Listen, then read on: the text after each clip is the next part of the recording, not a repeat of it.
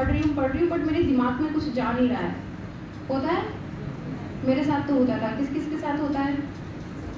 सबके साथ होता है ना, बहुत कॉमन है, सबके साथ होता है।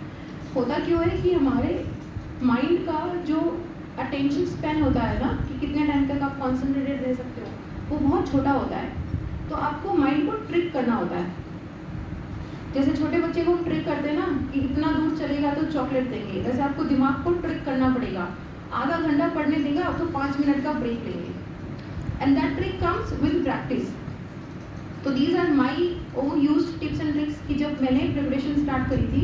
मैं आपको थोड़ा सा मेरी प्रिपरेशन जर्नी के बारे में बताती हूँ, सो आगे आप बहुत अच्छे तरीके से रिलेट कर सकते हो। जब जैसा मैम ने बताया, मैं पहले रिसर्च में थी, तो research is completely science based.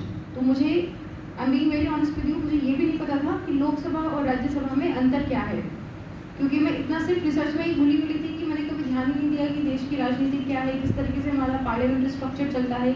मुझे ये नहीं पता था कि जीडीपी क्या होती है, जीएनपी क्या होती है। I have no idea. मुझे ये नहीं पता था कि अच्छा बैंक का इंटरेस्ट रेट कैसे, ये तो बड़ी बेसिक चीज़ें होती है, आप में से बहुत सारे लोगों को पता होगी, बट मुझे नहीं पता थी क्योंकि मैंने कभी सोशल साइंसेज की तरफ ध्यान ही नहीं दिया।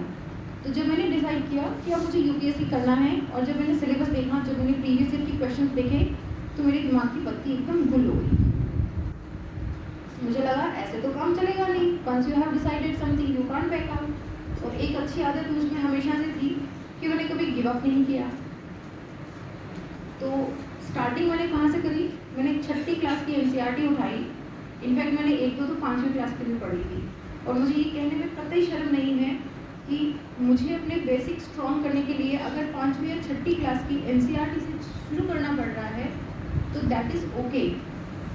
अगर आपको कोई चीज़ अच्छे से ध्यान रखनी है, अच्छे से समझनी है, कि आप उसे एग्ज़ाम में भूलो ना। आप एग्ज़ाम में 50 किताबें पढ़ के जाते हो, आपके दिमाग में बहुत प्रेशर रहता है। अगर आपने कोई चीज़ रटी, तो क्या आप वो एग्ज़ाम में याद रख पाओगे? क्या आप एग्ज़ाम में याद रख पाओगे? तो क्या करना पड़ेगा? चीज़ों को समझना पड़ेगा। और चीज़ों को समझते कैसे? क्या आपने डायरेक्टली इंग्लिश की किताब पढ़ना सीख लिया था? कैसे सीखा था? A for apple, B for boy, C for cat, ऐसे सीखा था?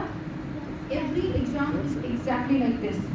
अगर आपको कुछ भी सीखना है, इंडिया में पार्लियामेंट्री स्ट्रक्चर क्यों है, इंडिया में हम जीडीपी से कैलकुलेट क्यों करते हैं, जीडीपी ग्रॉस नेशनल प्रोडक्ट और ग्रॉस डोमेस्टिक प्रोडक्ट में क्या डिफरेंस होता है, सिंपल चीज़ें अगर आपको समझनी है तो आपको बेसिक से स्टार्ट करना पड़ेगा। और इसमें कभी भी शर्म मत करना कि मैं इतनी छोटी